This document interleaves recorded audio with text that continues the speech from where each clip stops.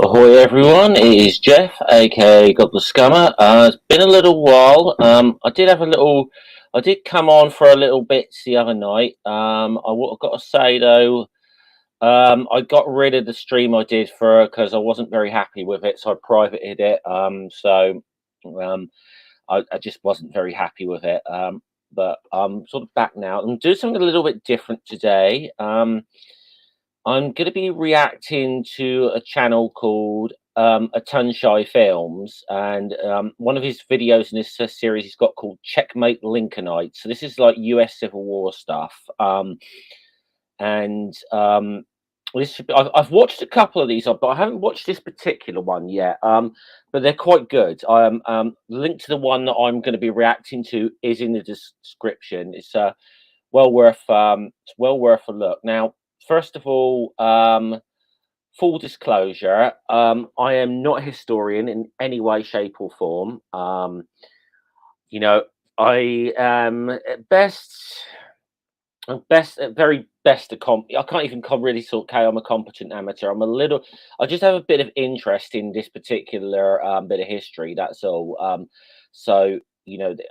I'm no expert, and I'm not presenting myself as such. So, just to get that out of the way. So what I'm going to be reacting to today is a video called "Did the Confederacy Have Better Generals?" Well, this is interesting because I've heard. I've started, I suppose, in a way, wanting to react to like Civil War stuff, US Civil War stuff again, because for some reason it seems rather poignant at the moment. I've started to hear a lot of lost cause stuff again, I suppose one of the myths in this is that that's prevailed down the years. I think is that the South had, the North had these incompetent leadership and bad generals. The South had great generals, but it was just sheer resources alone. There's a little more to it than that, and I think, to be honest, I definitely, I've heard, and I'm not going to make name and shame, but I did hear someone the other day say, well, the Confederacy had much better generals than the North, and I kind of dispute that. I dispute that a bit. But I think what we'll do then is I'm going to bring up Atun-Shei Films now. Okay, I'm going to go with this layout here. So this is from a series called Checkmate Lincolnites. Now, for as you can see here, you can probably see you've got the same. This is Atun-Shei is playing both these characters here as Billy Yank and Johnny Reb. So you've got a Union soldier and a Confederate kind of having a conversation. So should we just dip into this and see what we've got to say? Is how this goes? Mate. What? No. There must be somewhere old Jeff Davis can go. Nope. Might as well change his name to Norman C. Francis because he is done. What? Never mind. Just some local humor. Yeah, I was going to say I don't get that one even. How long that game gone for? 7 months. Well, this is ridiculous. Long game, I never stood a chance. You were fighting with one hand tied behind your back. What with all your industry and naval power and some such. How's that working, chess? Power? What board game were you playing? But I think we both know who were the finer soldiers, the men of the South. Never before, in all the annals of military history, were there a finer collection of officers. Right, just for the record today, I've got a couple of American IPAs that I'm going to be having throughout this. This video is about 50 minutes long. So we'll I don't know how. So stream's probably going to go over an hour if I do react to the whole thing. But okay, let's get into this. At war than those of the Confederate States Army. Lee, Jackson, Forrest, Longstreet. We don't talk about him. Okay, okay. For the joke, for those who don't get that, he's referring there to General James Longstreet, who was a general in the U.S. Civil War for the Confederacy, but kind of bit of demonized in this. He wasn't very popular in the South afterwards for a number of reasons.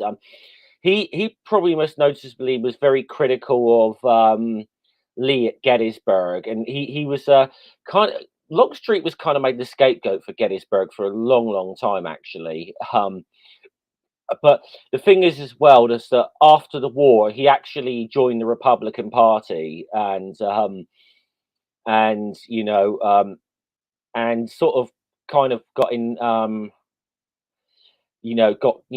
involved in things like Reconstruction. And actually, there's this thing. He had an incident with, there was a group in the Reconstruction era called the White League, who were one of these sort of like right wing kind of like racist militia types, a little bit like the KKK, I suppose. But Longstreet actually got into like a battle with them, and actually commanded black militia troops at a place called, it's something called the Battle of Liberty Place, and I think he was actually captured during that. So Longstreet actually went on and became like the U.S. ambassador to the Ottoman Empire at one point as well. So okay, let's get back to the video. Early Beauregard, Mosby, and I'm sure there were some other ones too.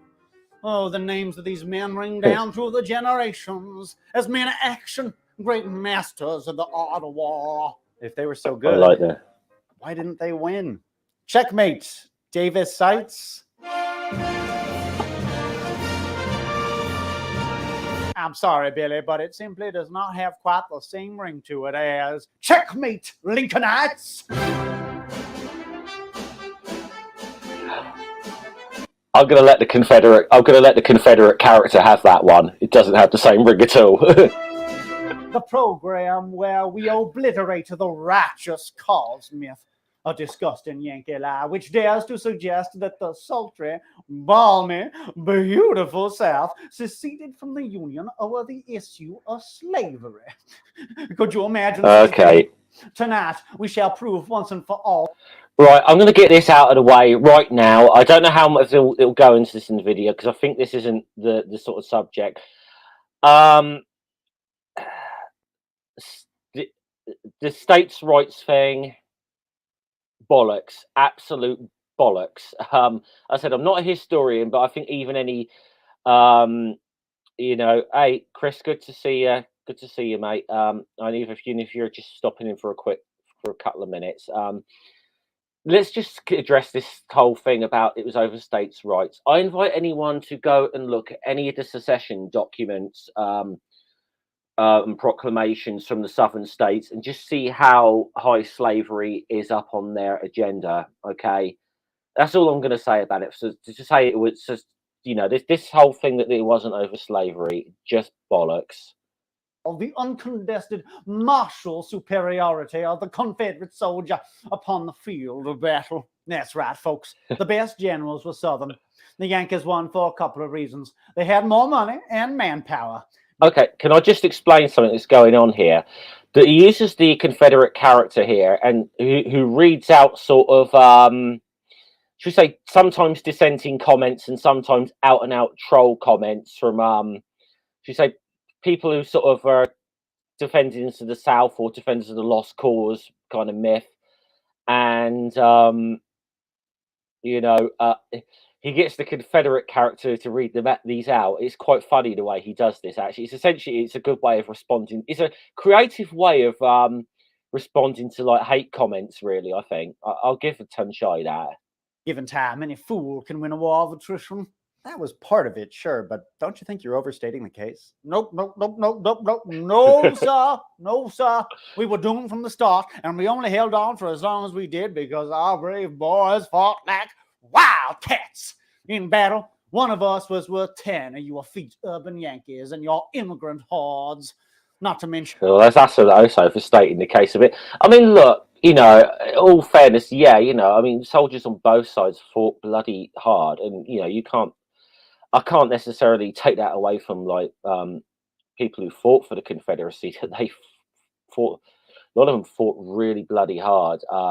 You know, what they were fighting for, I totally disagree with, obviously, but you can't take that away from them. Ingenious commanders who held on against the abolition army for longer than was thought possible, until after 4 years of arduous service, marked by unsurpassed courage and fortitude, we were compelled to yield to overwhelming numbers and resources. Oh, I see what you're doing there. You're quoting Lee's farewell address after his surrender at Appomattox.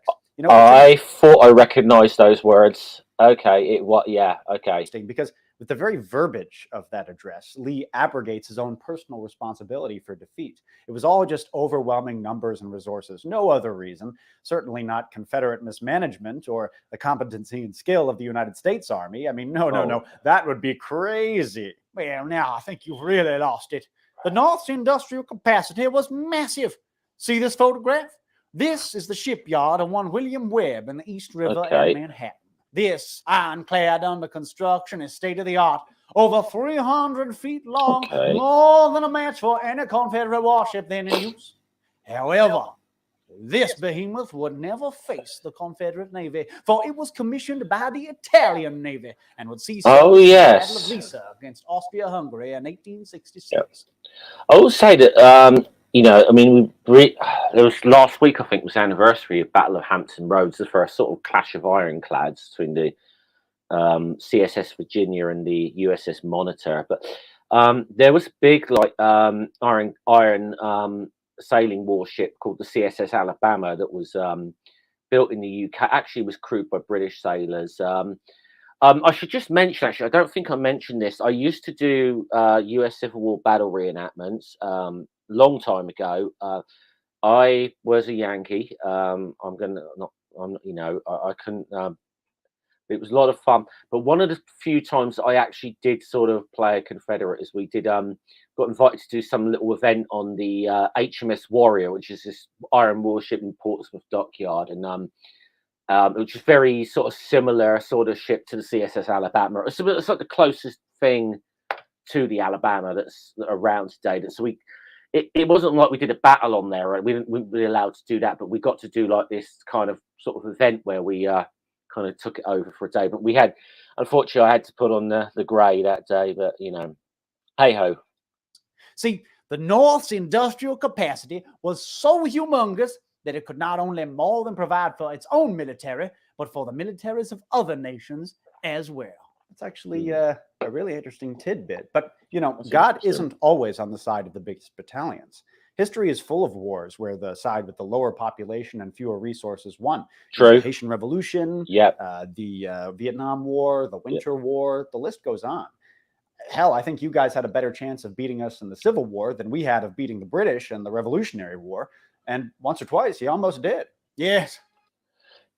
Yeah, I could go along with that. Actually, I could go along with that statement. I mean, I think that, you know, it's a couple of things.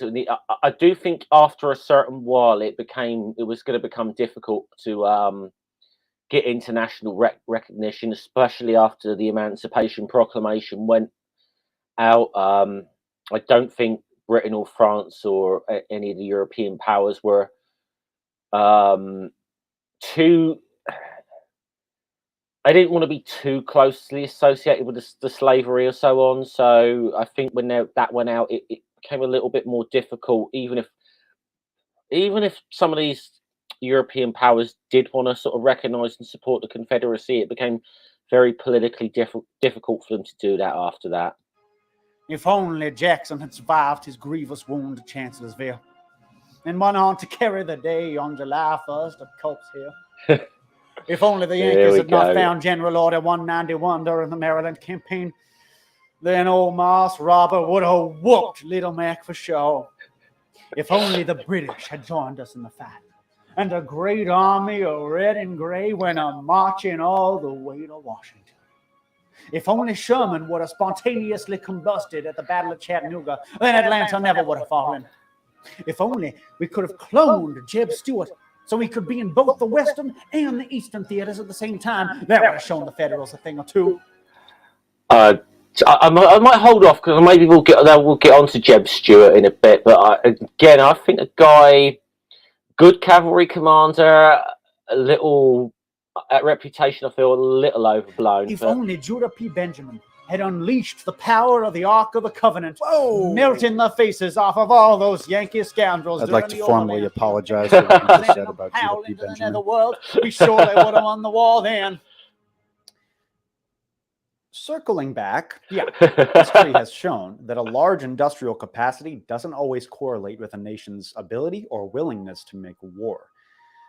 Lest we forget, there was substantial anti-war sentiment in the North throughout the Civil War, especially in the summer of '64, when the public perceived that the war was going extremely badly for the United States. Keep in mind, this was after Gettysburg and Vicksburg, when the tide supposedly turned against the rebels. Now, of course, in hindsight, it's easy to say, oh, well, the Confederacy was doomed at that point. But for people at the time, it was far from certain. During the grueling... Yeah, I suppose so. I mean, I know... You might get onto this, but when...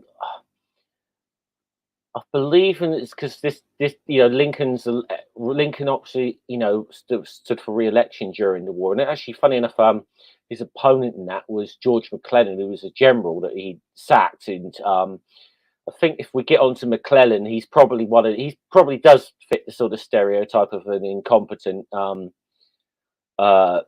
general. Although I say there are one or two good things about McClellan, but it was obviously a lot of he was very good at the way he organized and the army and so on. Had a good grasp of strategy even, but was absolutely useless on the battlefield. I think is kind of how that was McClellan's big problem. Sieges of Petersburg and Atlanta, there was a tremendous amount of public pressure on President Lincoln to enter into peace negotiations with the Confederacy. It was only after Sherman's capture of Atlanta and Sheridan's scourging of the Shenandoah in '64 that the public began to regain hope that the war could be won. If the presidential election of 1864 had been held in August instead of November, then Lincoln probably would have lost and George McClellan would have become president. And if his timid conduct as commanding general of the army is any indication of how he would have conducted the war as president, I think it's pretty safe to say he would have given the rebels ample opportunity to bounce back. Timid, yes. Yeah, possibly. There's some debate about that. I think the sort of position of the Democratic Party might have been to sort of sue for peace. I don't know if that was McClellan's own position, though. I'm not so certain. I'm not so certain that he himself would have stopped. I don't know. It's difficult to say. I don't. Yeah, I'm not entirely sure on that one. On that, we can agree. A fine administrator. Not such a great field commander. Oh, yeah, what did I just say? I was half expecting you to defend McClellan and proclaim him as some sort of military mastermind.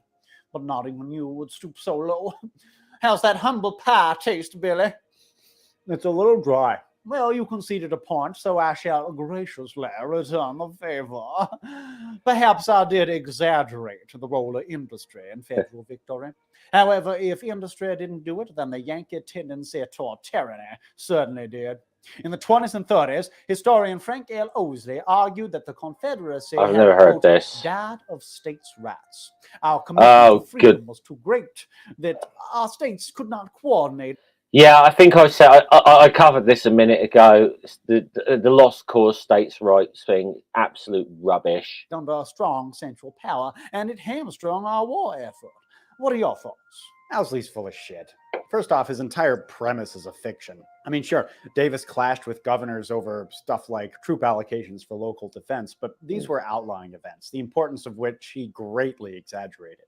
But more importantly, I just don't buy that the Confederacy's internal divisions were responsible for its defeat. The North had to deal with internal division that was just as, if not more intense than anything the South had to deal with. I mean, you take the 1863 draft riots, for instance, or the intense pressure on the Lincoln administration throughout the war for swift and spectacular battlefield victories, or the Okay, hold on. Just something you just said there. I don't know. Did that? I'm not entirely sure if there was actual pressure on Lincoln's administration to get victory. Lincoln certainly put pressure on his own generals to get victories. Probably to the point I think where whatever. It's one of the things got to say about Lincoln. His interference and micromanagement of the army at times, what was a hindrance to that there's no two ways about it. That was a hindrance to the Union Army's cause. Really, it was. I mean, I think just like the Army of the Potomac alone, which was just one of the Union armies, and there was about. I'm trying to think of all the Dow, Dow, McClellan, Pope, Hooker, Burnside, Meade, and I suppose technically Grant I've done, but I think technically Meade was, but McClellan actually was in charge of that army twice. So this is just the Army of the Potomac alone. So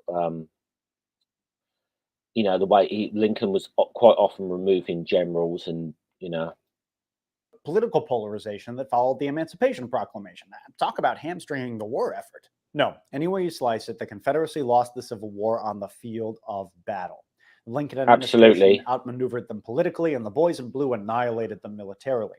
Sometimes when you start a bar fight, you end up on the floor. It happens. I notice a hero worship of the Northern generals and seething hatred of the Southern generals from our SJW historian. Why am I not surprised? He's looking for a narrative to sell instead of SJW historian. Fucking hell. Wow. Okay. I don't know. Sometimes I've heard that criticism of Atun-Shei before, that he's a bit of he's a little unfair on the South at times. I haven't seen it myself, but I don't know. Acts. Why don't we break it down? What's so great about all these CSES generals? Go ahead, Johnny. Ball's in your court. I'll start strong, shall I? Okay. Thomas J. Jackson. Oh, here we go. The Yankees from the Shenandoah Valley in a near flawless campaign and maneuver, and decisively flanked Hooker's 11th Corps. Okay, I'm going to say this. Look, Stonewall Jackson, obviously was a very good general. Was he the legendary figure that he's been made into? He's been mythologized? No. There's times in Jackson. I mean, you look at him at the battles of the 7 days. I mean, Jackson actually. I mean, he kind of. He got lost at one point. He was absolutely ineffective at all during the 7 days. At Fredericksburg, General George Meade, who would go on to command the Union Army at Gettysburg, Meade broke Jackson's line. I mean, Meade, they could have, unfortunately Meade didn't get enough support or whatever, but that was one of the few successes at Fredericksburg was, Meade actually broke Stonewall Jackson's line. Now, I think Jackson. He was quite good. He was quite good in open when he had he was doing. I guess when he was in attack, Jackson was pretty good. When he was in defense, not so much.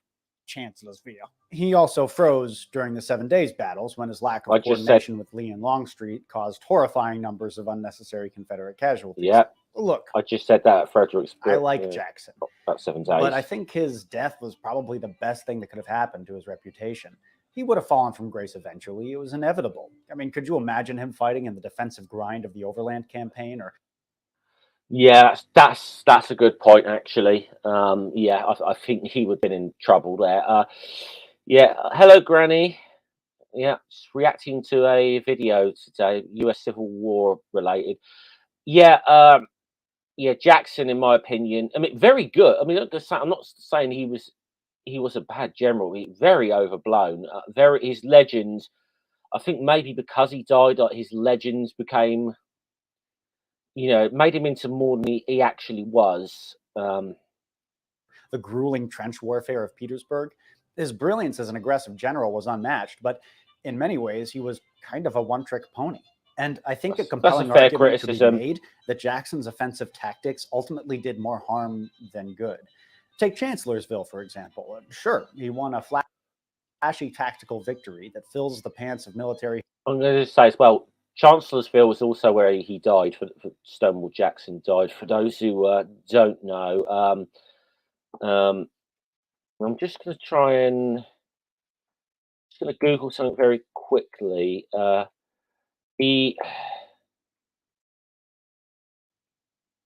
believe it was the. Okay, I believe it's yes. The second official flag of the Confederacy, which is sometimes called the stainless banner, actually, and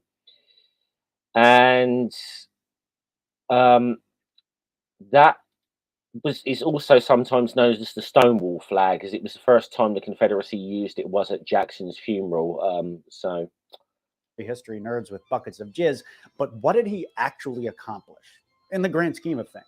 He smashed the 11th Corps of the Union Army. Okay, and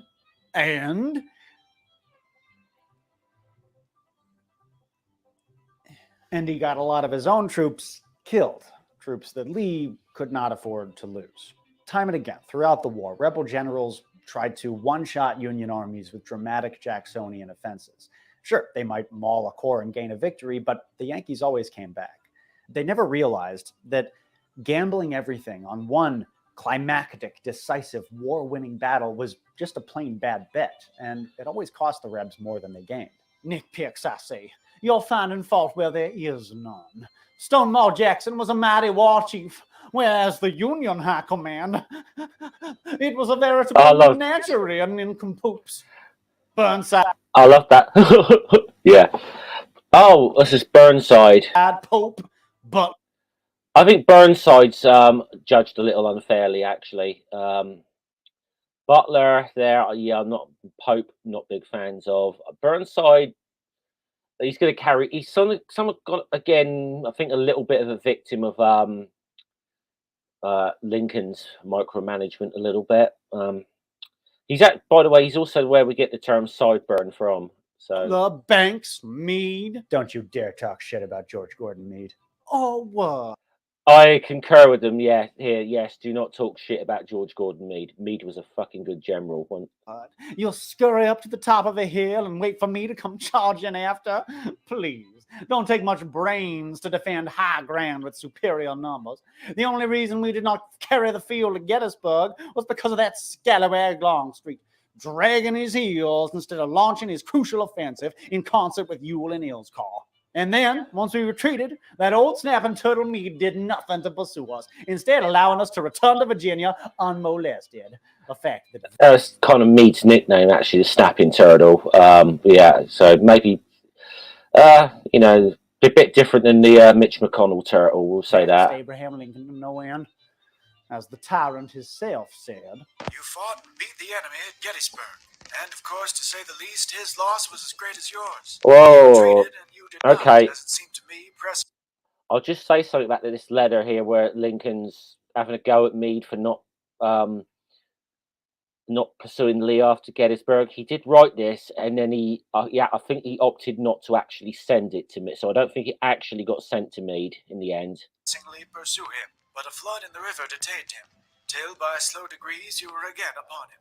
You had at least 20,000 veteran troops directly with you, and as many more raw ones within supporting distance, all in addition to those who fought with you at Gettysburg, while it was not possible that he had received a single recruit. And yet you stood and let the flood run down, bridges be built, and the enemy move away at his leisure without attacking him. My dear General, I do not believe you appreciate the magnitude of the misfortune involved in Lee's escape. He was within your easy grasp, and to have closed upon him would, in connection with our other late successes, have ended the war. As it is, the war will be prolonged indefinitely. If you could not safely attack Lee last Monday, how can you possibly do so south of the river, when you can take with you very few more than 2/3 of the force you then had in hand? Again, there's a lot of reasons here. There's a number of reasons here why Meade couldn't follow up. Actually, one thing you've got to bear in mind here is that George Meade actually only took command of the Army of the Potomac from Joe Hooker like a couple of days before the Battle of Gettysburg. So, you know, so you got to bear that in mind. He was just getting sort of used to being in this position. He'd just been involved in, certainly the bloodiest battle in U.S. history as well. And I believe he was under orders anyway to kind of keep between himself and Lee and Washington, I believe. So it wasn't that straightforward. Your golden opportunity is gone, and I am distressed immeasurably because of it. Ah, yes. He wrote that letter to Meade, but never sent it because he realized said no that. good could come from chastising him after the fact. God, Lincoln was so fucking classy. But I think his criticism here was actually pretty unfair. What everybody seems to forget is that right after Gettysburg, Meade was under orders to keep his army between Lee and Washington, D.C. Oh, yeah, good. at all times. If he had just gone charging after the retreating Confederates, he would have been acting in violation of those orders. Also, his army had just won the biggest battle fought on North American soil. Okay, bloodiest battle on American soil. I wouldn't say the biggest. I think there was, in terms of troops involved, I think actually Chancellorsville, maybe even Fredericksburg, actually had more troops involved than Gettysburg. So, but certainly the bloodiest battle. That's definitely a consideration. They'd lost a full quarter of their combat strength, and high casualties among high-ranking officers had effectively decapitated the Army's leadership. It was also pissing rain that whole week, making all military operations more challenging. I do love the humor and while of this. The Army of Northern Virginia was waiting for the swollen waters of the Potomac River to recede enough to ford, they dug entrenchments and threw up earthworks. They wanted Meade to attack them there. This beer used to be called Dixie. Meade was no Jackson, right? He never attacked without good intelligence and solid knowledge of his enemy's dispositions. Was he a military genius? No. Did he make mistakes? Yeah, of course. But as far as I'm concerned, in the Gettysburg campaign, he did pretty much everything right. Yes, Lee didn't. I totally agree with what he just said there. Yeah, George Meade, very, very underrated general in this war. Actually, he's as good as anyone the Confederacy ever had. I'm going to say that now. He definitely was. Lose that battle. George Meade won it. Very well, then. I propose we shift our focus to the Western Theater. Oof. You sure you want to do that, Johnny? I like that. Yeah. Oh dear. Yeah. I don't think you want to do this, Johnny Reb.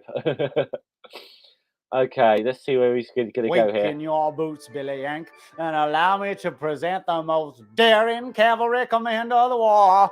You know him. You love him. Oh God! It's Nathan Forrest. Bedford Forrest. Woo! Whoa! Woo! Woo! What's with the Ric Flair?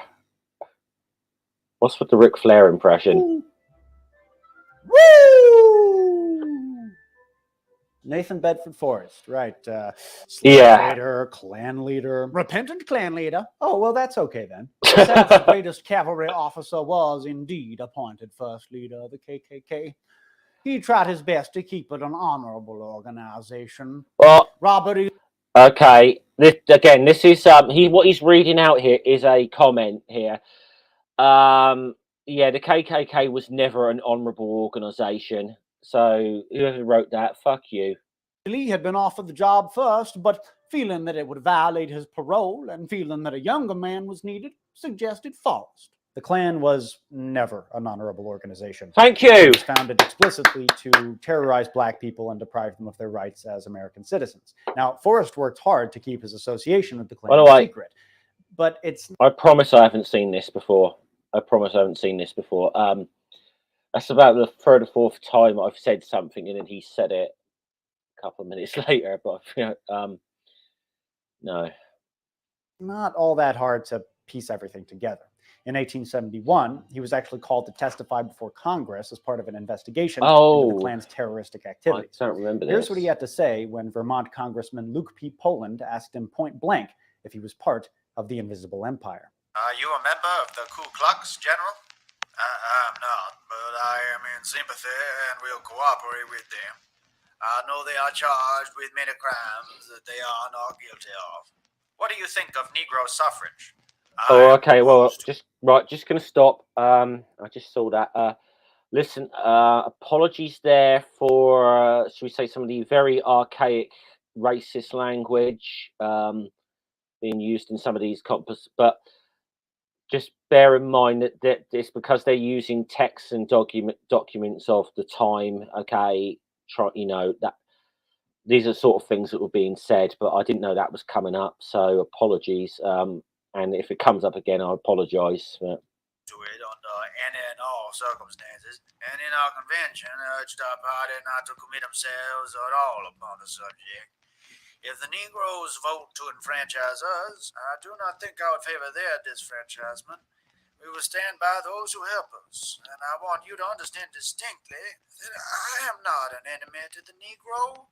We want him here among us. He is the only laboring class we have, and more than that, I would sooner trust him than the white scalawag or carpetbagger. All right, I just need to explain a couple of these terms here: white scalawag or carpetbagger. Carpetbagger was a term they had for like white people who came down from the north afterwards and tried to get themselves into like positions of power. Scalawag was kind of so it's something they used for southern people who were kind of like Longstreet or whatever.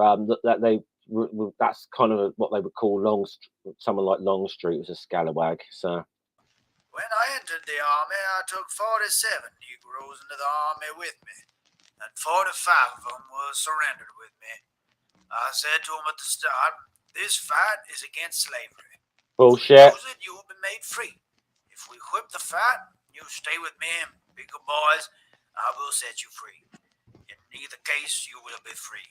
These boys stayed with me, drove my teams, and better Confederates did not live. Black Confederates! Black Confederates! They were Teamsters. Don't get excited. Come on, we've been over this. Do you think Oh, okay. So this sounds like there's a video he's done before here. I think. Okay. the Ku Klux will try to intimidate the Negroes at the election? I do not think they will. However, a black man Yeah, I disagree. I think exactly that they will. They did that all across the South. named Andrew J. Flowers from Chattanooga also testified at the hearing, and he painted a very different picture of the Klan's activities in Tennessee. Do you now hold some office? Yes, sir. I am a justice of the peace. When were you chosen justice of the peace? I was elected on the 4th of late August. Justices of the peace in Tennessee elected by a vote of the people? Yes, sir. I was elected by a vote of the people. I want to inquire of you, particularly in reference to some violence, which it has been understood was committed upon you a short time ago. Tell us the story in reference to that. On the 18th, between 11 and 12, or 10 and 11 o'clock, I cannot say exactly which, I woke up and there was a crowd of men, all with masks around me, with pistols in their hands. They waked me up. They called me by my name. They took me out near a mile from the house. Wow. Tell all that they said. They asked me what was my name. I told them.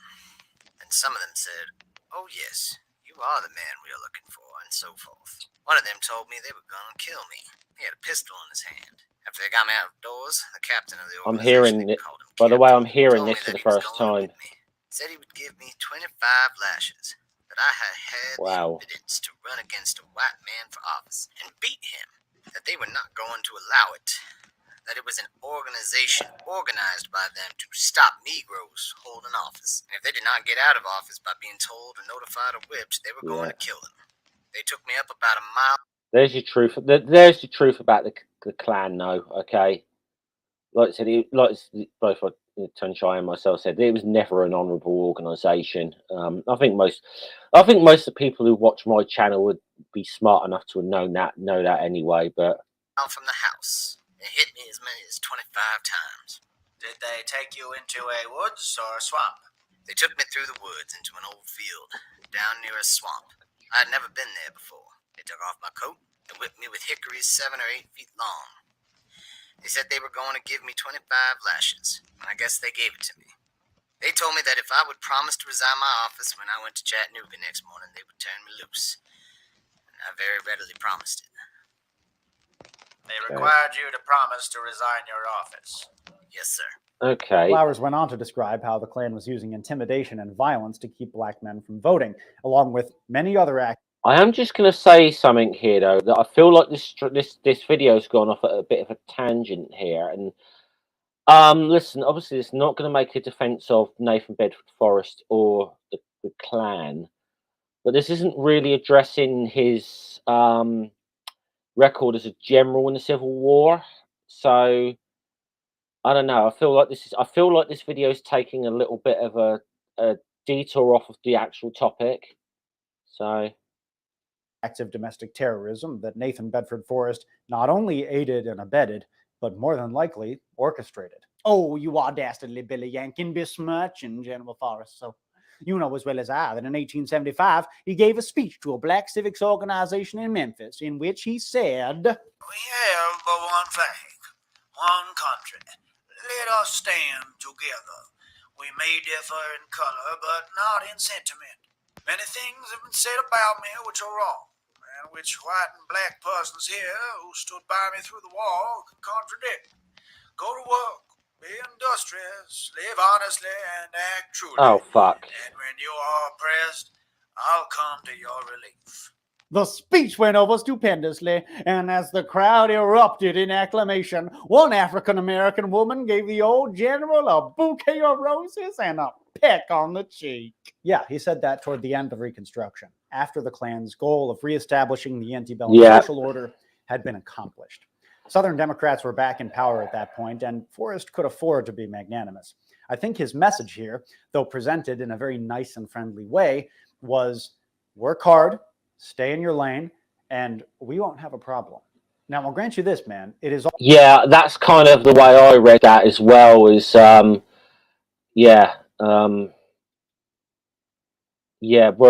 hard, and know your role.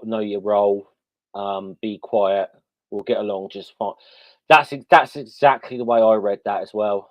It's also entirely possible that Forrest did have a genuine change of heart. I'm not discounting that. A lot of people at the time thought so. In fact, when a lot of Forrest's former comrades in gray heard about this speech, they shit a brick. One Confederate veterans group went so far as to publish this in their local paper. We endorse no action unworthy of a Southern gentleman.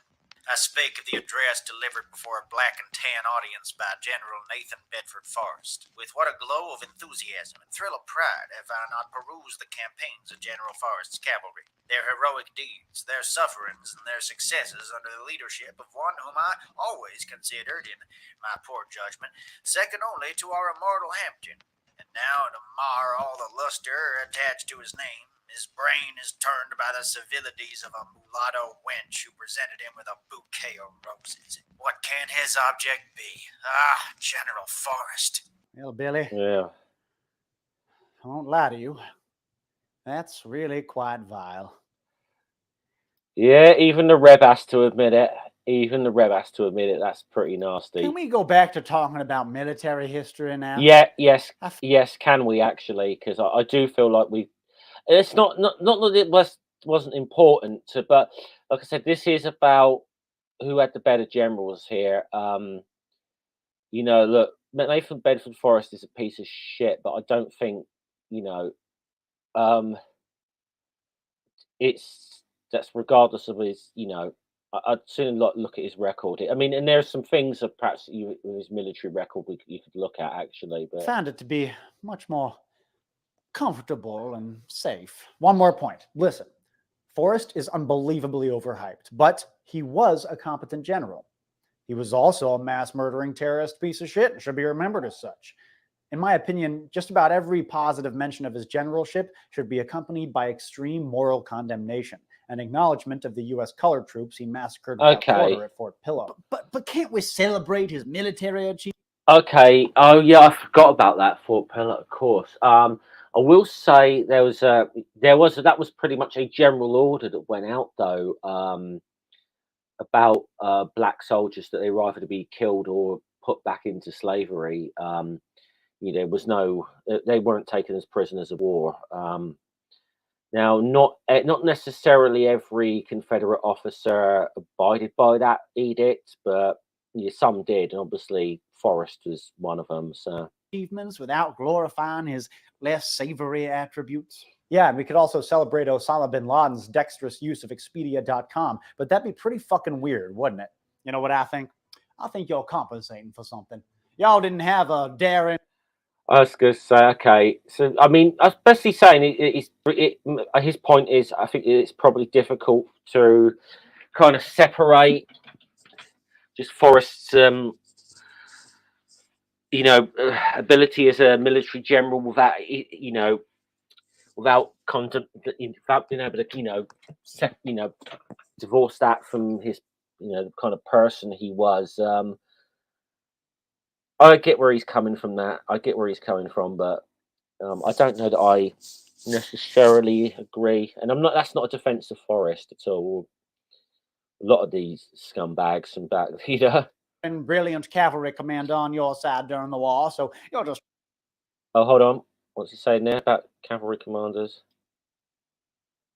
Yeah, and we could also celebrate Osama bin Laden's dexterous use of Expedia.com, but that'd be pretty fucking weird, wouldn't it? You know what I think? I think you're compensating for something. Y'all didn't have a daring, brilliant cavalry command on your side during the war, so you're just trying to knock one of ours down a peg.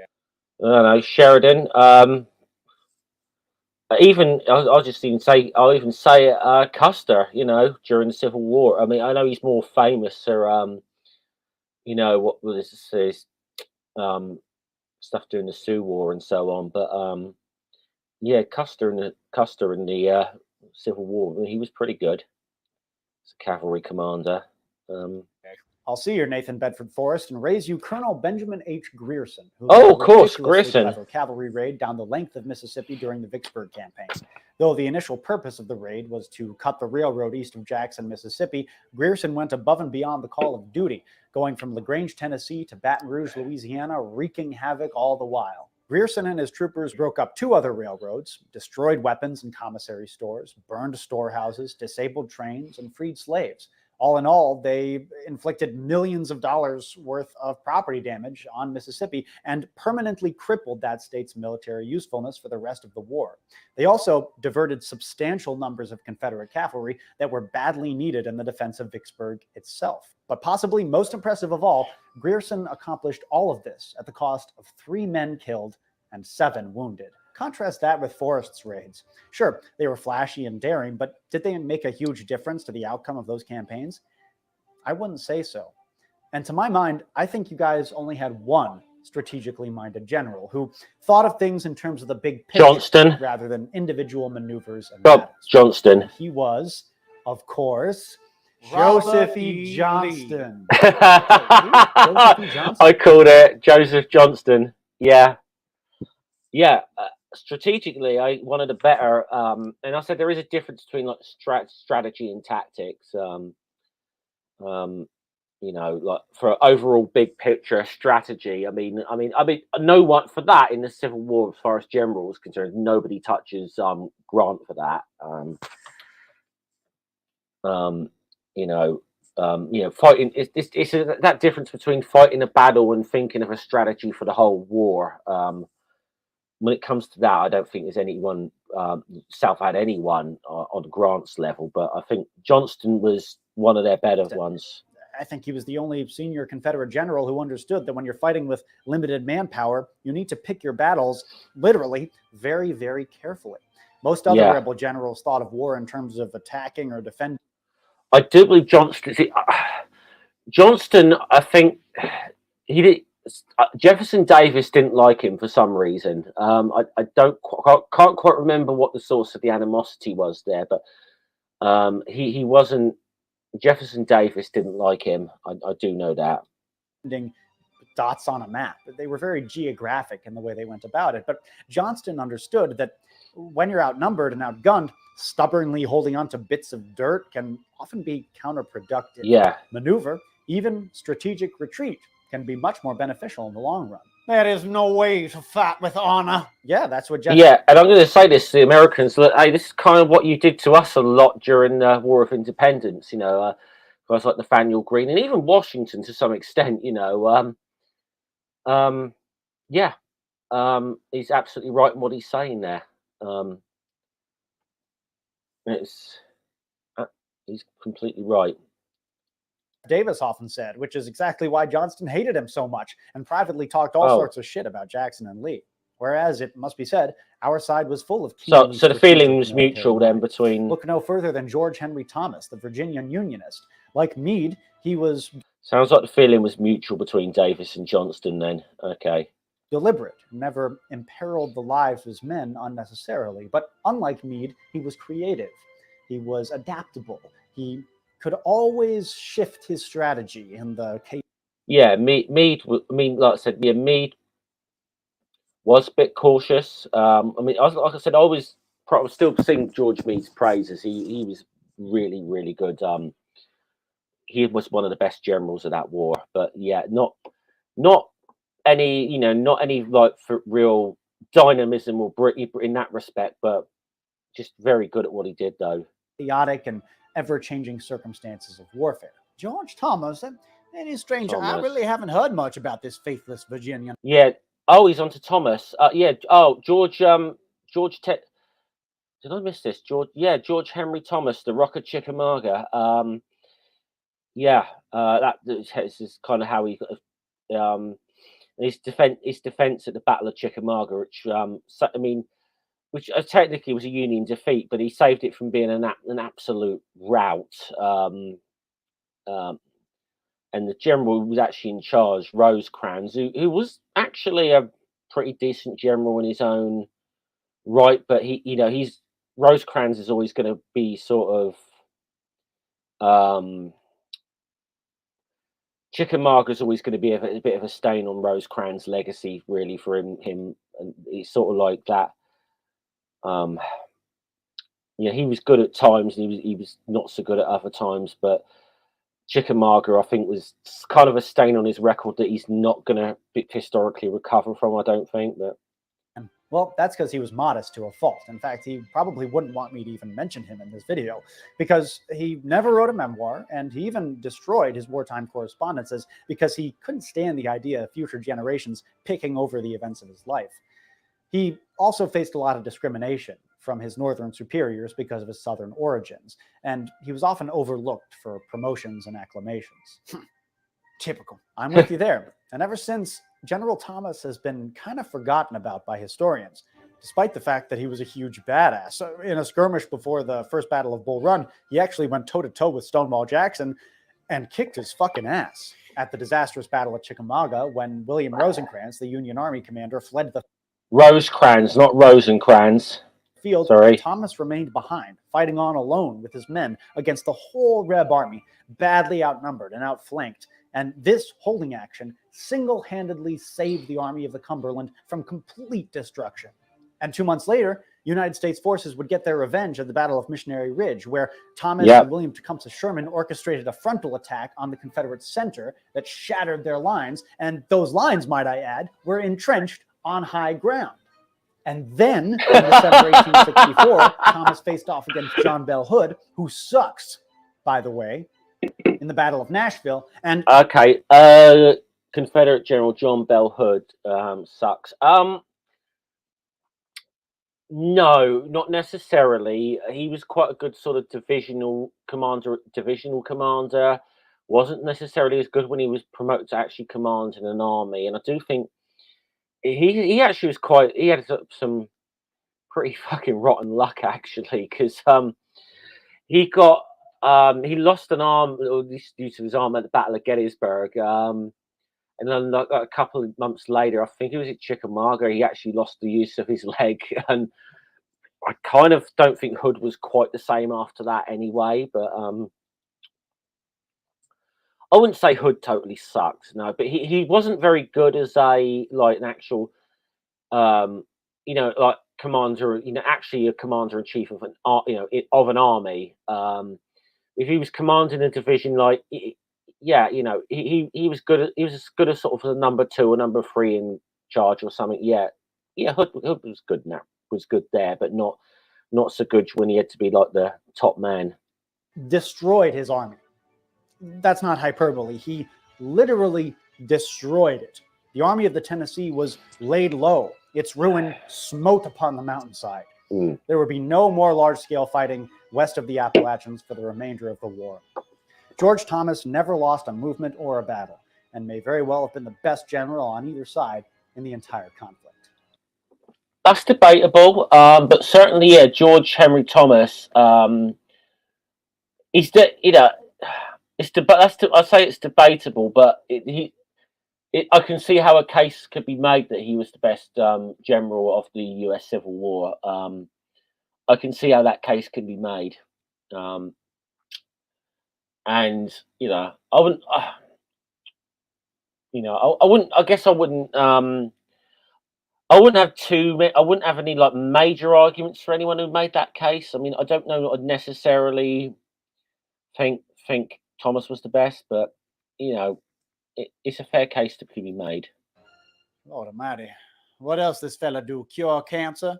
Though, as far as good Union generals go, there's one person that we haven't talked about yet. Sherman. Sherman. Do it again. Oh yeah. Oh good. Can we have? I'm gonna say this. Could this be Billy, Uncle Billy here? I gotta say, I do love the Sherman memes. I mean, like I can remember I picked this up years ago actually when I was doing American Civil War reenacting, and someone pointed out because like on the Confederate, someone had this like CSA sticker or something, or something. Someone said to him, "Well, CSA, what's that?" So that's the Confederate States of America, and someone said, responded to, I said, I thought it stood for couldn't save Atlanta. So yeah, we're getting on to Sherman now, are we? Again, Uncle Billy. Spare me your memes, sir. Besides, we've already done an entire episode about him. Oh, okay. No. No, no, no, no, no, no, no, no, no. No, no, no, no, no. Sherman is but the apprentice. He Grant. is the master. Grant. Sir, lords of the state, proposing armistice and appointment of commissioners seeking terms of capitulation is just received. No terms except unconditional and immediate surrender can be accepted. I propose to I loved it.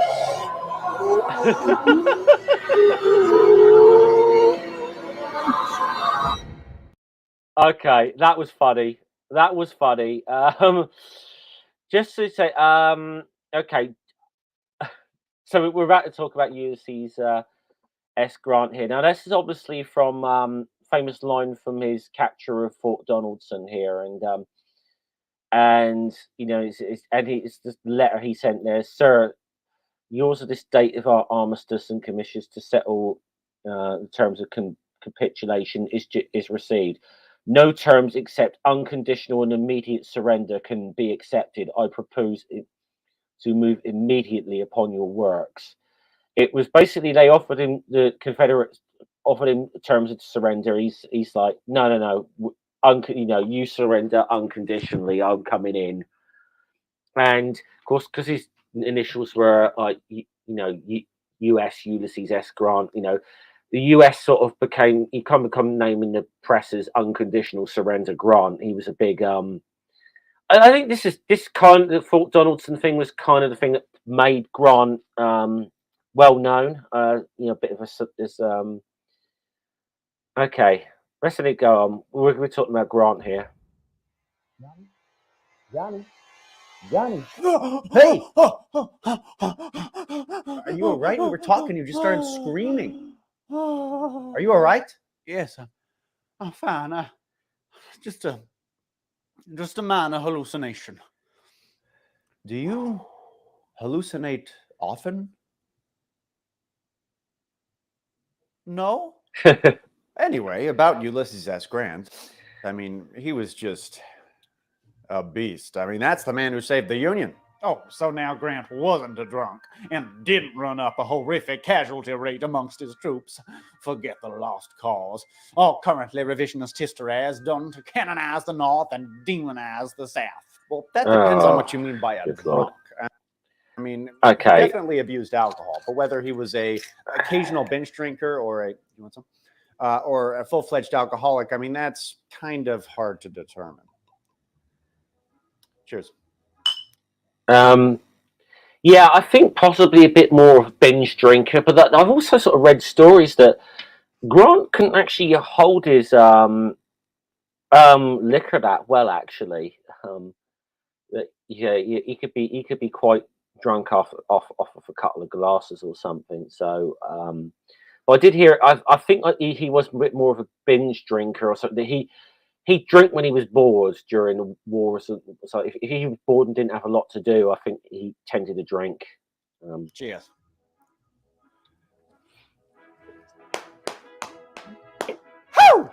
And I'm going to say I can't hold no moral high ground on that one. So If the Butcher Grant is the best you Yankees have to offer, then I'm afraid you are in a heap of trouble. For there is simply no comparison betwixt the Butcher Grant and old Moss Robert E. Lee. In the words of Jubal Early, shall I compare General Lee to his successful antagonist? May as well compare Right. the Great Pyramid, which rears its majestic proportions. Jubal Early, by the way, I wouldn't say single-handedly, but what General Jubal Early, I definitely think one of the real early proponents of the lost cause myth.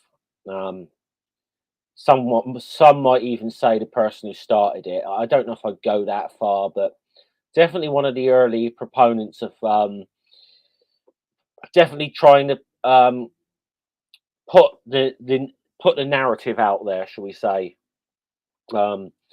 He was definitely like he was definitely one of the people who I talked about Longstreet earlier. He's definitely one of the people that try to demonize To Longstreet. the valley of the Nile, to a pygmy perched atop Mount Atlas. nice one, Jubal. Wonderful use of very specific North African imagery. You really showed that Butcher Grant what's what. You keep calling Grant a butcher. Yeah. Why is that? Because his generalship contains no spark of military genius. His idea of war was to the last degree rude. No strategy, the mere application of the wing's inertia. He had none of that quick perception of the field of action which decides it. They're having a bit of a belch, aren't they, off of these drinks they're having. Yeah, I mean, look, in a way, see this whole thing about that they had the better general. This is all part of that whole lost cause myth, though. This is part of it. By sudden strokes. He had no conception of war beyond the momentum of numbers. Such was the man who marshaled all the material resources of the North to crush the little army and overcome the consummate skill of General Lee. That's a very common and especially Eastern theater-centric misconception, and it mainly stems from. Yeah, I'd agree with that as well. And I think a lot of the time that there's a lot of people with the U.S. Civil War, they do look at what we call the Eastern Theater, and that would be like the battles of the Army of the Potomac and the Army of Northern Virginia, sort of Robert E. Lee and whoever was in charge of the Army of the Potomac at the time. But the campaigns in the sort of West and that theater is not as talked about as often, although it's probably in a lot of ways more interesting. And I definitely would say, look, we talk about great generalship in the U.S. Civil War. What Grant did in the capture of Vicksburg is some of the best. Is probably the best bit of generalship in the entire U.S. Civil War. From Grant's battles against Lee in 1864, namely the Overland Campaign. And yes, to be fair, the casualties in that campaign were appallingly high on both sides. And though y'all eventually won, your casualties were higher than ours. We lost approximately 33,000 men killed, wounded, or missing. Y'all lost 55,000 men killed, wounded, or missing. Well, we were on the offensive during the Overland Campaign, and attackers do tend to take more casualties than defenders, especially. That's true, and that's true. Pretty much. I mean, this was the whole thing in a sense. Generally speaking, Lee was fighting defensive campaigns. It was supposed to be, but I will say this: the couple of times that Lee actually went north and tried to, invade the North, actually they ended up pretty bad for him. What culminated in Antietam in 1862, and then obviously what culminated in Battle of Gettysburg in 1863. So Lee wasn't You know, Lee. This is why a lot of this is why, you know, after Gettysburg, you know, Lee wasn't going to go north again, really. Especially since the war was becoming steadily more brutal as tactics slowly transitioned between Napoleonic style open field type warfare and kind of proto World War I deeply entrenched warfare of attrition. That Yeah, that's very true. If you see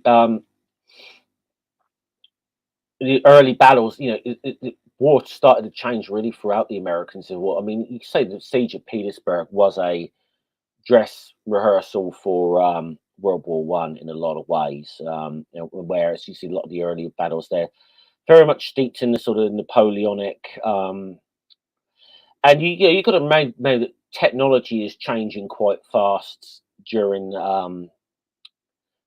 this war as well. You know, so I mean, you know, the most of them are they're going to be. I mean, the average soldier's probably going to be armed with a muzzle loading percussion lock rifle musket, probably either a Springfield 1860 or the British Enfield 1853. That's like your standard infantry weapon, but you know, you're starting to see, you know, breech loaders and stuff coming in during the war. So the signs are there that you know warfare is going to change. That was not the sort of campaign that Grant was trying to fight, by the way. He actually wanted to maneuver Lee into fighting an old-fashioned open field type of battle where he could bring his superior numbers to bear more effectively. But it was Lee who decided to entrench so he could better protect Richmond and Petersburg. It had been something he had been threatening to do for a very long time. But Grant was grimly determined and kept the pressure up until the United States achieved a costly but decisive victory. But what about the Yankee defeat at Cold Harbor or the Turkish shoot slaughter at the Battle of the Crater? Yeah, I mean, those two failed attacks were huge mistakes and resulted in a horrendous and completely unnecessary loss of life. But it's important to understand that those missteps were the exception of Grant's generalship, not the norm. Yeah, and it's been a little while since I've read up on the Battle of the Crater, but I think some of Grant's subordinates might have to take a share of the blame in that one as well. It's been a while since I've read up though, so I don't quote me on that.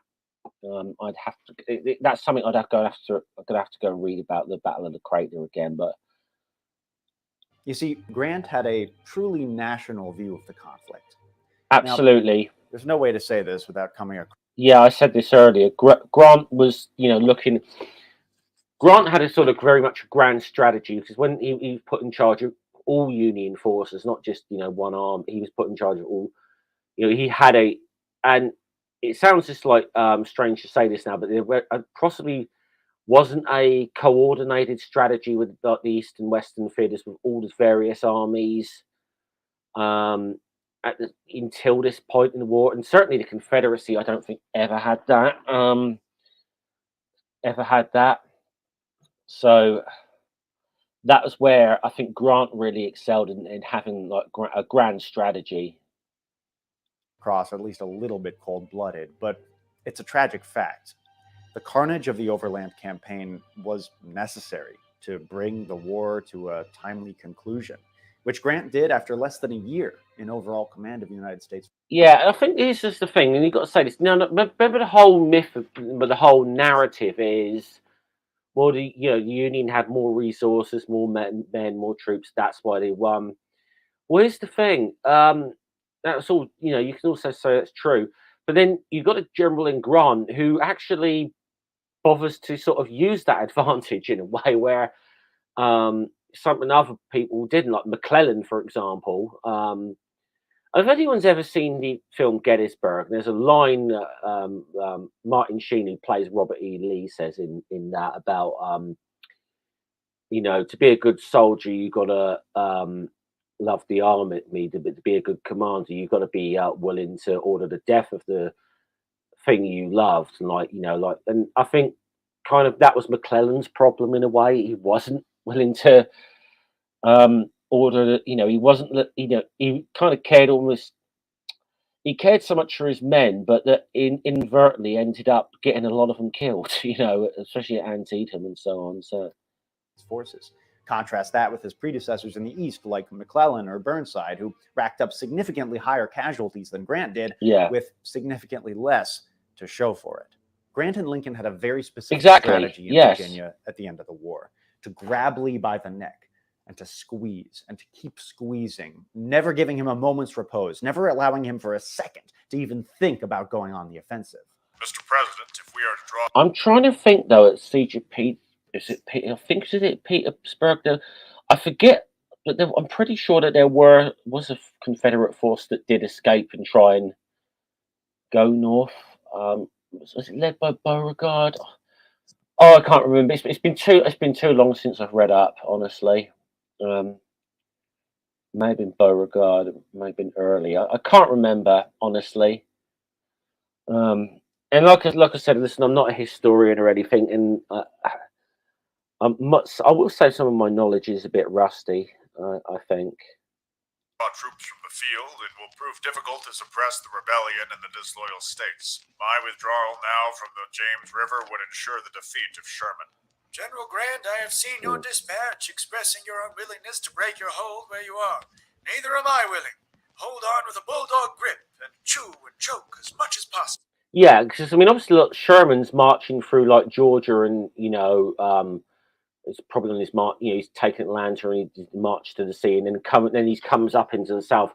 Yeah, which was all part of like the plan that Grant had formulated. You know, this was all, and then he's obviously having Sheridan clear out the Shenandoah Valley. You know, as well.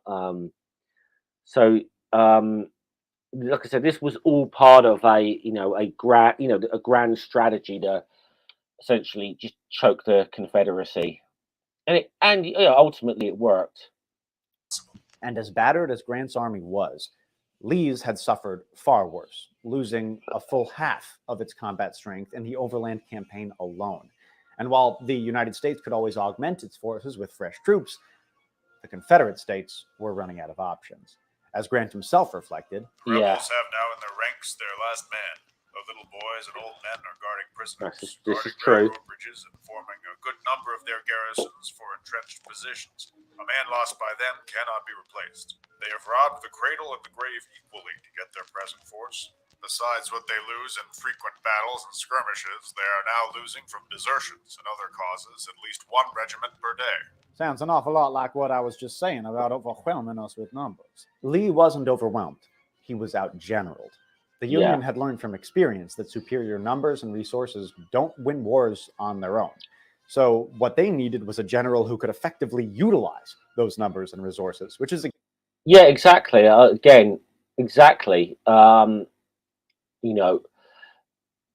was the first one who really understood the advantage. I mean, he understood the advantage he had, and he exploited that. So I don't see why people knock him really for that. Exactly what Grant did. He pinned the Army of Northern Virginia down in Richmond and Petersburg, while Sherman ravaged the deep South and closed Lee's back door. Joe Johnston and P.T. Beauregard, who were at that time defending Georgia and the Carolinas respectively, did all they could to keep that trap from swinging shut. But Lee, meanwhile, just froze. He stayed put, and he allowed himself to be obliterated. Nonsense. Protecting Richmond and our center of government was essential to our survival as a nation. Okay, but while Lee was busy defending Virginia to the last, Sherman snuck up behind him and rammed a boot up his ass. It was a losing strategy, and Lee is more culpable than you realize. For what shall it profit a man if he gains Virginia but loses the whole South? But for most of the war... You mean, yeah, I mean, Lee obviously, it was a Virginian, always kind of said that was where his first allegiance lied, really, but... Lee's entire mandate was his beloved Virginia. He wasn't even appointed general-in-chief of all Confederate armies until February of 65. Maybe not officially, but Lee was massively influential in the Confederacy and had been since 1862. And I mean, shit, he was the face of the rebellion. Lee was... Oh, yeah, absolutely, he was. He was the face of the rebellion, even if he wasn't officially in charge of all Confederate forces. yeah, pretty much, but especially by this point in the war,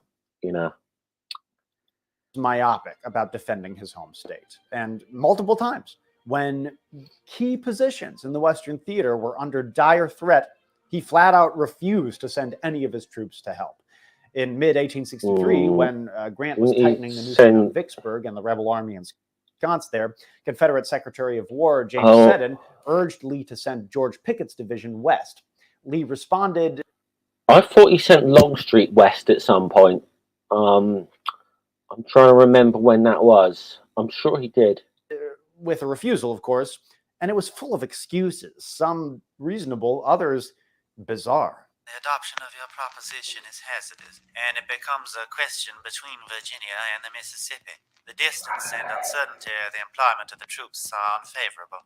If you determine to send Pickett's division to General Pemberton, I presume it will not reach him until the last of this month. If anything is done in that quarter, it will be over in that time, as the climate in June will force the enemy to retire. I think troops ordered from Virginia to the Mississippi this season would be greatly endangered by the climate. And the one time Lee did acquiesce to reinforcing the West, when he sent Longstreet's corps to North Georgia, it made a key difference in defeating the U.S. Army at Chickamauga. And then the scallywag allowed himself to get licked by Ambrose Burnside, of all people.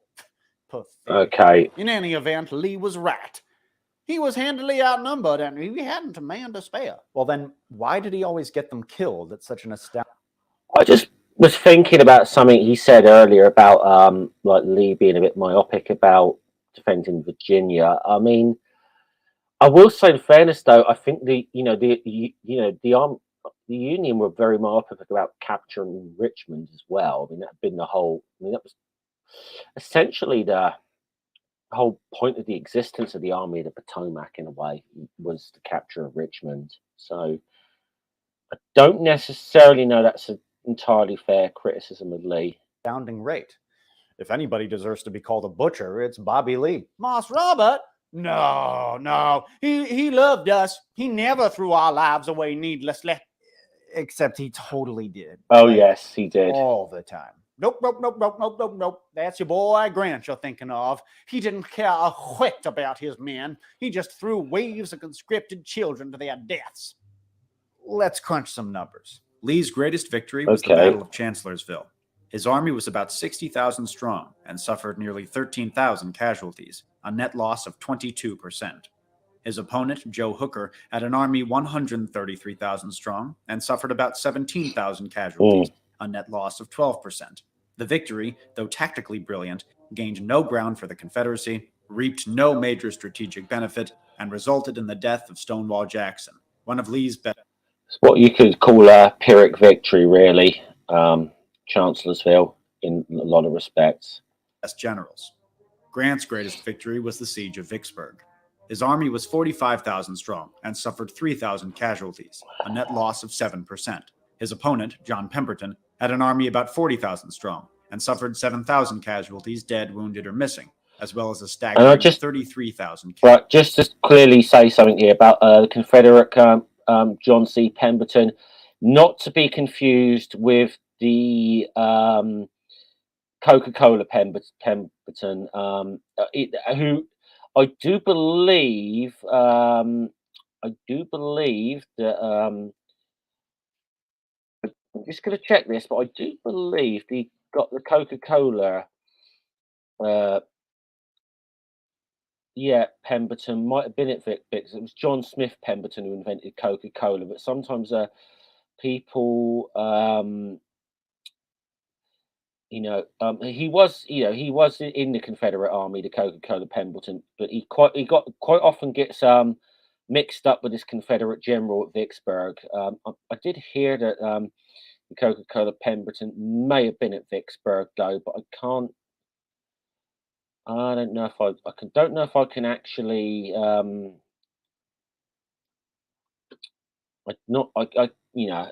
I'd have to do some digging on that to confirm that one way or another. But just thought I should say that the John Pemberton of confiding here is not the Coca-Cola guy, just so people know. Captured, a net loss of effectively 100%. The victory secured the Union's complete control of the Mississippi River and brought about the capture of the nearby state capital of Jackson. It ended rebel resistance in the region, exposed the Confederacy's soft underbelly of East Tennessee and Georgia, and was a crucial step toward final victory. Throughout the war, in the battles for which reliable statistics exist, Lee suffered an average killed or wounded casualty rate of 20.2% and inflicted an average killed or wounded casualty rate of 15.4%. In total, 121,000 of the men under his command were killed and wounded, the highest of any general in the Civil War. Grant, on the other hand, suffered an average killed or wounded casualty rate of 18.1% and inflicted an average killed or wounded casualty rate of 20.7%. In total, 94,000 of the men under his command were killed and wounded, 23,000 in the Western Theater and 71,000 in the East. Look, this is interesting. I don't know how helpful those statistics were necessarily, but yeah, it's Lee interesting. was a good general. Sure. I venture to say he did a better job leading the Army of Northern Virginia than I would have done. I'm not trying to unduly demonize him here or exaggerate his faults, but a military genius, the greatest field commander in American history? No. That's a fairy tale, born from more than a... Yeah, I see where he's getting at there, because yeah, I would agree with this. Same thing as we said about Jackson and earlier. You know,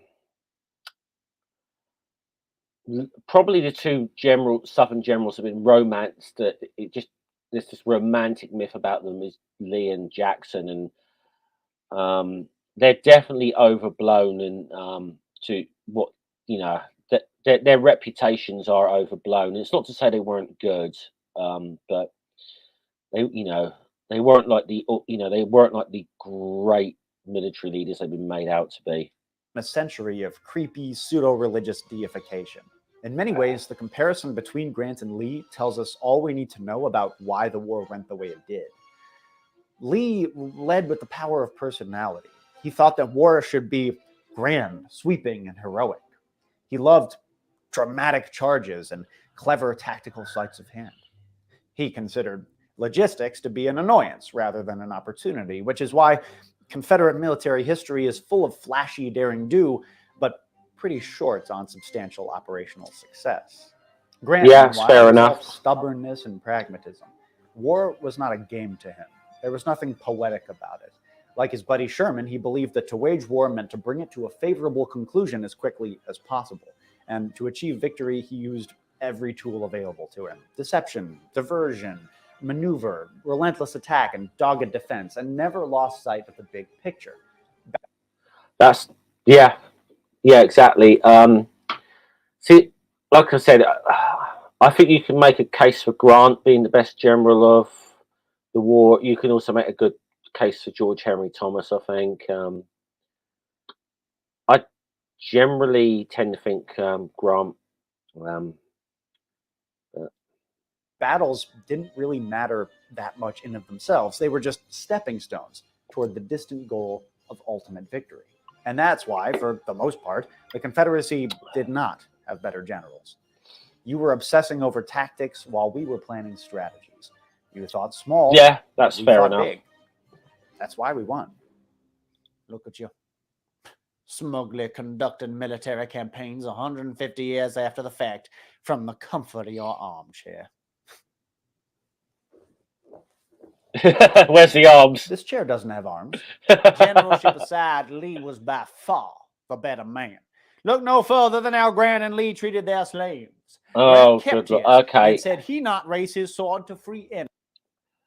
Are we going down the same rabbit hole that we went down with Forrest earlier about them as people? Which I don't know. I feel it's like it's a bit abstract to the theme of this video, but I don't know if we're going this way.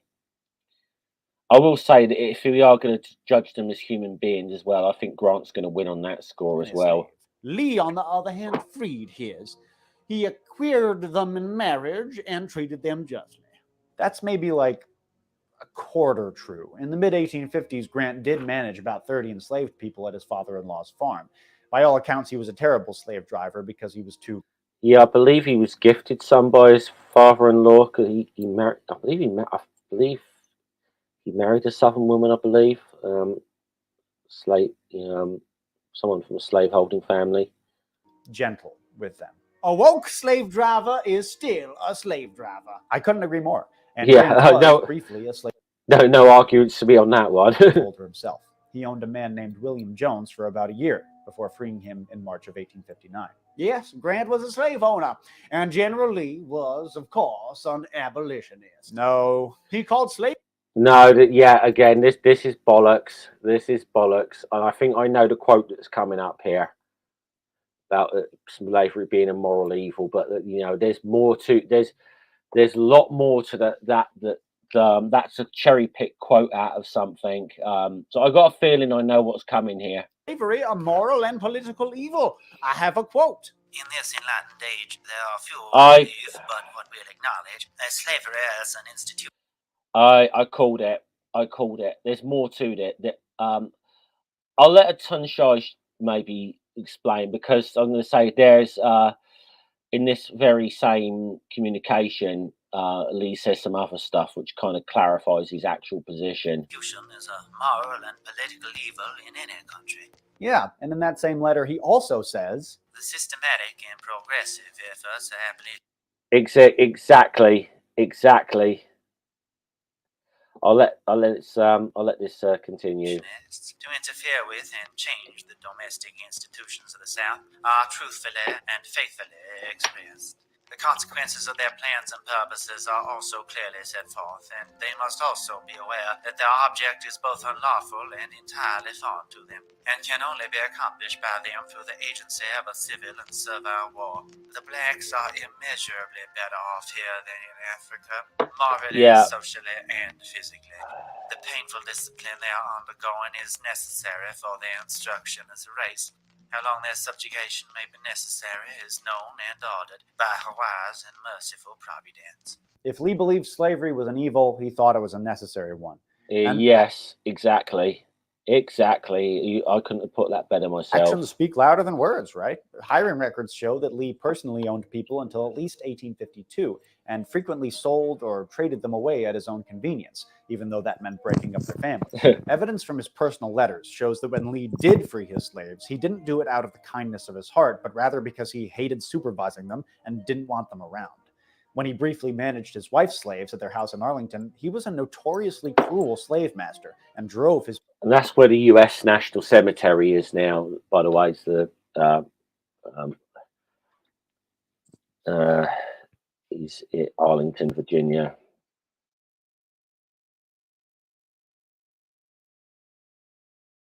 The Arlington House. Yeah, that was Robert E. Lee's home. It's now, I do believe, I think,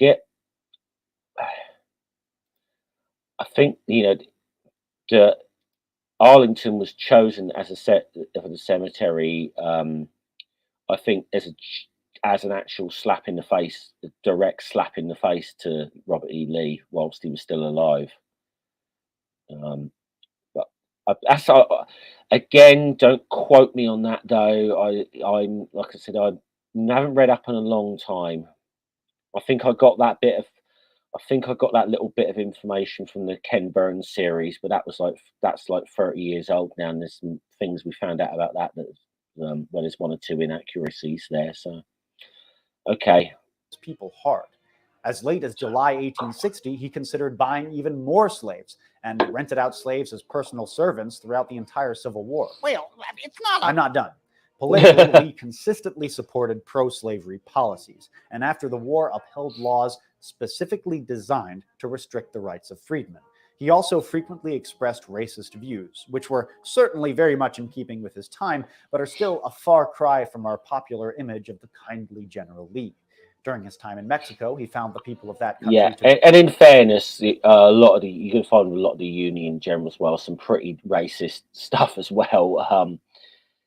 It's, but certainly by our standards, and it's not to hand wave it away that it was, it shouldn't, it might have been more, should we say, socially I don't know whether they used the term socially acceptable in those times. I mean, it shouldn't have been.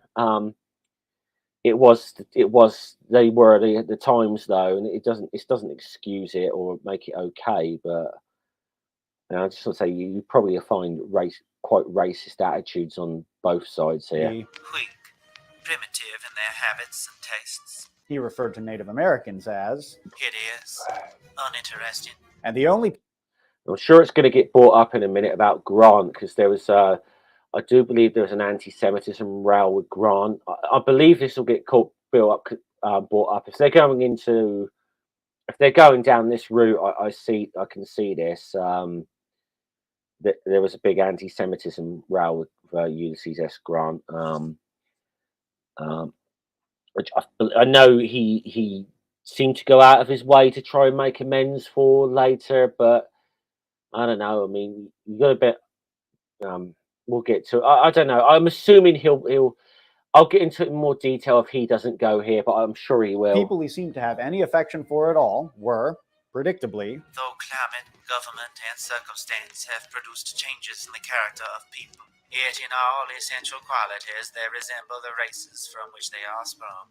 And to no race are we indebted for the virtues and qualifications which constitute a great people than the Anglo-Saxon. your Sergeant Grant was no better. Did you know that he was a rabid anti-Semite? In December of 1862, a handful of businessmen, some of them Jewish, were illegally selling cotton in Grant's military district. So he issued General Orders Number 11, which expelled all Jewish people from the area under his military control. The order read, The Jews, as a class, violating every... I've got a feeling Grant's father might have been an influence in this, because Grant's father was also a merchant as well that was trading. So I don't, wonder if I don't know if this could be. Been a while since I've read up on this again, but I do remember this. I know, like I said, I do think Grant later in life did seem to try and make up for this, but but you got to also bear in mind Grant was a politician as well. I mean, he became the president for goodness sake, but he was even quite a politician within the army.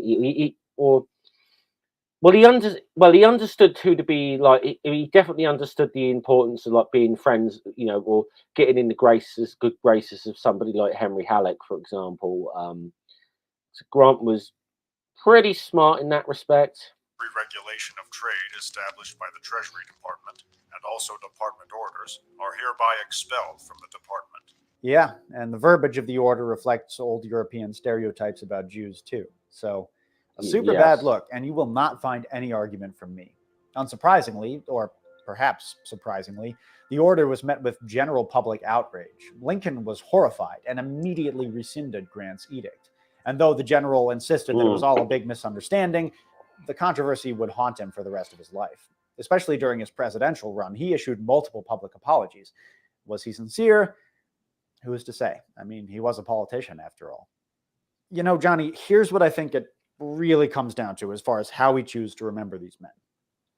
Yeah. Again, yeah. I'll leave it to others to maybe judge on that whole one with Grant and. But I do, yes, I said that I thought they'd bring it up because I do remember that there was an anti-Semitism row with Grant, and it was pretty.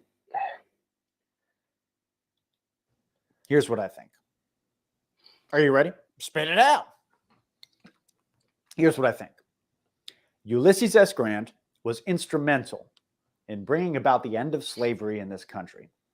Bobby Lee tried his very best to keep the damn thing going. Agree to disagree. Well, yeah. We always get diverted into talking about race. It's almost as if racism and Civil War are pretty closely interrelated. Yeah, fucking amazing how that works, isn't it? I'm gonna say I love this. I love these two characters he's playing here. The way he does this, it's really good. I must say, sir, I found your arguments thoroughly unconvincing. And if I may be so bold as to remark, even more biased than usual. You know, I really don't like it when you say those sorts of horrible things about General Lee. Look, Johnny, I'm not trying to pick on you, all right? It's just that lost causers have been sucking Lee's dick for 140 years. It's like Yes. the longest blowjob in American history, and it's left a real stain on this country. Oh, I've never heard it put that way before, but yes, absolutely. I'm not trying to paint him as some horrible monster. I'm just course correcting against generations of hero worship. Well, could have fooled me. I believe, sir, that I shall take my leave of you now. Come on, dude. Don't be like that.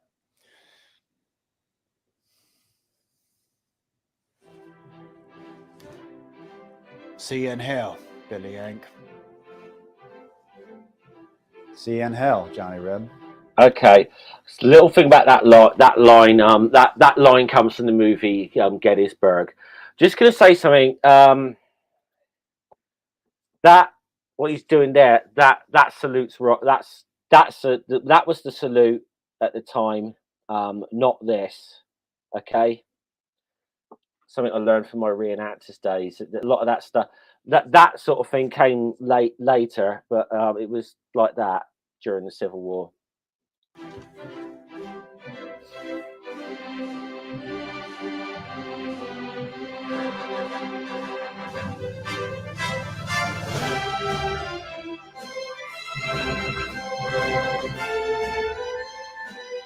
Okay, well that was good. I enjoyed that.